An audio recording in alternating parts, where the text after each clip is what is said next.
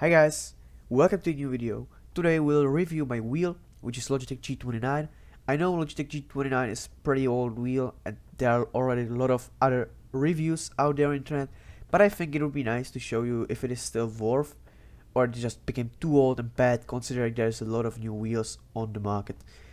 Everything in this video is based on my opinions and it can be very personal, so it is fine if you disagree with anything in this video. That'll be everything for the start of this video, and now let's get into the review itself. Okay, so as I said, G29 is a pretty old wheel as it was released already in middle of July 2015 and its price is around 8,000 Czech crowns, which is around 315 euro. But if you do a bit of research, basically every time you find some shop which has G29 in sale at the moment. So for example, I bought it for 4,500 Czech crowns, which is around 176 euro, and that is in my opinion a solid price for a wheel. But is it worth it to buy old wheel for a bit cheaper price than other wheels? Well, let's take a look on the wheel itself and find out. So first of all, let's take a short talk about engine in the wheel. Engine in the wheel works on base of using belts instead of gears, like newer and better wheels, which means you get less feedback from the car and track. But especially for a starting sim racer, that should not be a big problem, as the difference is not huge and you can easily drive with a belt-based engine.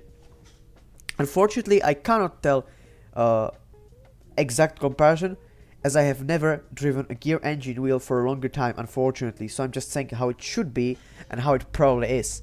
But if I get a chance someday, I will do a comparison for sure. Now let's talk about the wheel itself. Surface of the wheel is made from leather, which is very nice to hold, and for sure it is much better than if it was plastic, for example. In the back of the wheel there are pedals made out of metal. There is nothing unusual or special, of course, but compared to my old wheel, which was Logitech Driving Force GT, it is a really nice upgrade because that had just buttons on the back made out of rubber, which stopped to work properly after a few years of using the wheel, but that is another story. And now we can continue to front part of the wheel.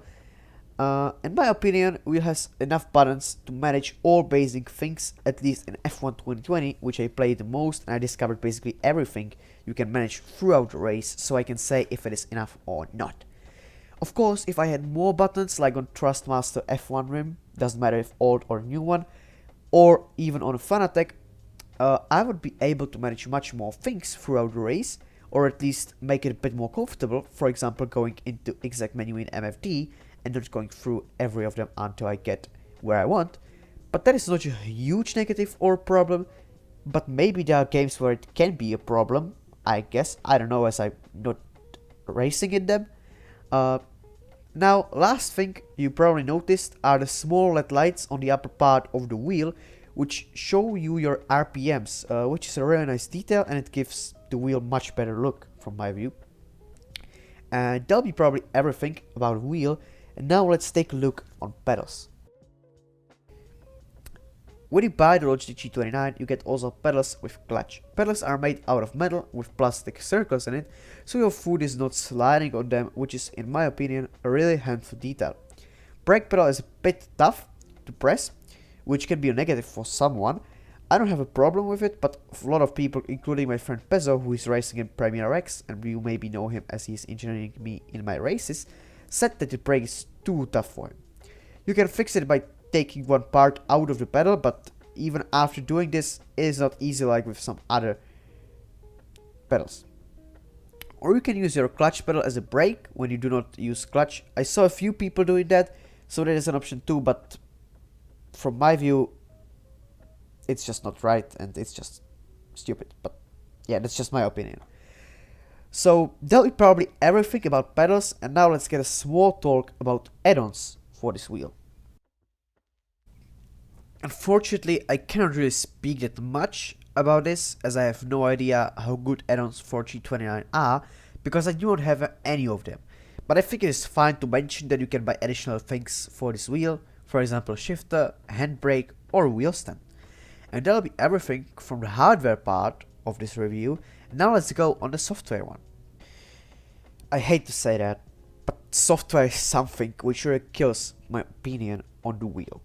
To make the wheel work, you need obviously some drivers, which is Logitech G Hub in this case, and as you probably noticed, I'm not happy with that at all. The program is buggy, it is crashing a lot, and sometimes it cannot even update itself when some update comes out.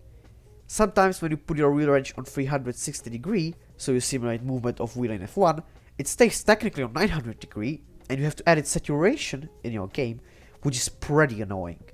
It is completely normal that the program crashes out of nowhere, and when update comes out, it downloads the update, but then it keeps showing loading animation after installation, and you have to restart your PC, and in a worse option, you have to reinstall the whole program. So biggest negative of this wheel is its software, which Logitech uses for all equipment. I guess that is why the wheel is only thing I have from them. That'll be everything about the wheel, and now let's just hop on a short summary of the whole review. Okay, so to sum things up, Logitech G29 is a wheel for probably best price on the market, but it has a worse engine, average amount of buttons, and bad software. But also it has really good pedals, and it looks really nice. So my verdict is, if you are a starting sim racer, this is a wheel for you. But if you already have some decent wheel, this is not the wheel to upgrade on. Rather think about buying Trustmaster T300, or if you want to spend even more money, go for some cheaper Fanatic. That'll be everything from this video. I hope you liked it, and I'll see you in my next video.